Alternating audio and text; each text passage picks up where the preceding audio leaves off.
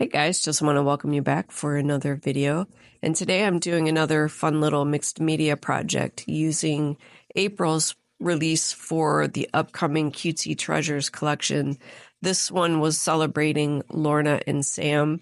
All of the links, per usual, will be down in the description box below, but if you're interested, you can just pop over to www.shinysilvertreasures.com to just go ahead and check out and see what Dawn has available.